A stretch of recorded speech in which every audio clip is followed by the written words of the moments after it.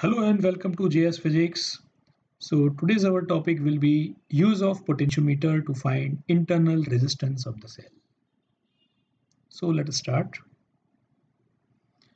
In the last lecture we have seen the use of potentiometer to compare the EMF of the two cells, that is E1 by E2.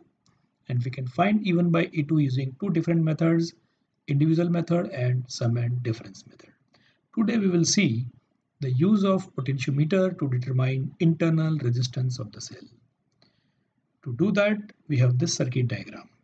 Here we can see AB is a potentiometer wire, and across this, the potential difference is created between A and B point by using the series combination of battery, key and rheostat. This is a rheostat. So this will create a constant potential gradient across the length of the wire AB. So potential gradient is given by VAB upon L, where L is the length of the potentiometer wire. Here you can see at terminal A, a cell's positive terminal is connected and the EMF of the cell is E1. This is the internal resistance of the cell which is inside the cell itself. So this is a single unit. In parallel to the cell, we have connected plug key K2 and a resistance box R whose value we can change. Both are reconnected at point Q, and point Q is connected to galvanometer, which in turn is connected to jockey. The jockey we can touch at different points on the potentiometer wire to get null deflection. Now first we'll put the key in K1 and K2 will be kept open. That means in the branch containing resistance box there is no current. The current can pass in the branch containing EMF E1 of the cell. So in this case, we'll touch the jockey at different points on the wire to get zero deflection in the galvanometer. And that is a balancing point. According to principle of potentiometer, we can write E1 is equal to KL1. Now, we'll take out some resistance from the resistance box, say 10 or 20 ohms. We'll put the key K2 and then again we'll slide the jockey along the length of the wire or touch the jockey along the length of the wire to get zero deflection in the galvanometer. In that case, we can write the potential difference V across AQ is directly proportional to length L2 between point A and the new balancing point. That means V is equal to K into L2. Remember that L1 is a balancing length when R is not connected and L2 is a balancing length when R is connected in the circuit. Now if we divide this two, we can write E1 by V is equal to K L1 by L2, where K gets cancelled, and now I can write E1 by V is equal to L1 by L2. Now if we take secondary circuit, that is PQ STP, then we can apply the Ohm's law to write E1 is equal to IR plus I into small r. We have applied the Ohm's law to a small secondary circuit. Also, the potential difference between P and Q point across R is given by V is equal to IR. Again, if we divide these two equations, we can write E1 by V is equal to IR plus IR divided by IR. You can take I common and then it gets cancelled, and you can write now R plus R by R. So E1 by V is equal to R plus R by R. Now if you compare this equation with the previous equation here, then this is also equal to L1 by L2. Now if we simplify this, then I can write R plus R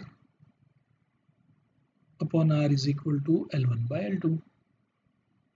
Or I can write 1 plus R by R is L1 by L2. You can take this one on the other side to write R by R is equal to L1 by L2 minus 1. And then finally you can get R is equal to capital R into L1 by L2 minus 1. So once we know the resistance in the box, which we have only taken out, and corresponding balancing length L1 and L2, we can calculate internal resistance of the cell. This is the method in which the cell do not draw any current from the potentiometer circuit. So it is one of the ideal method to determine internal resistance of the cell. Now let us see the applications of the potentiometer. One such application is voltage divider. Again, we can utilize the same potentiometer wire of length AB connected to a cell of EMF E and resistance R.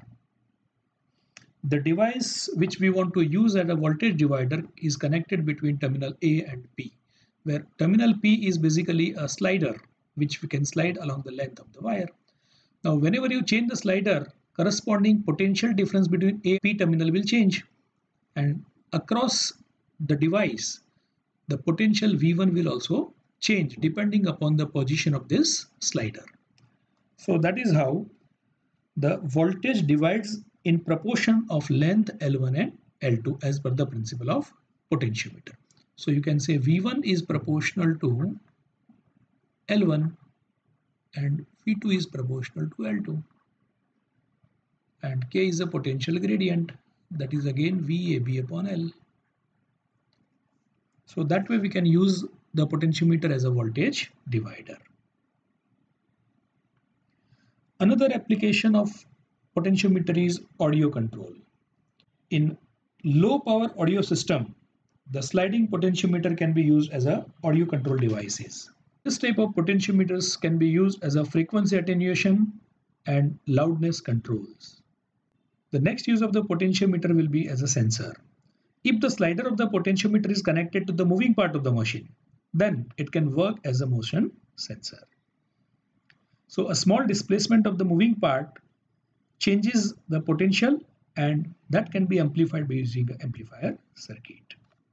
Now, advantage of the potentiometer over voltmeter. Both the instruments can measure the voltage across given two terminals. But what is the difference between the two? Let us see. How potentiometer is more advantageous than the voltmeter. Potentiometer is more sensitive than the voltmeter. At the same time, it can be used to measure the EMF of the cell, whereas voltmeter may not be used to measure the EMF of the cell, because when you connect the voltmeter in a given circuit, it itself draws some current from the circuit, while potentiometer doesn't draw any current while measuring the EMF of the cell.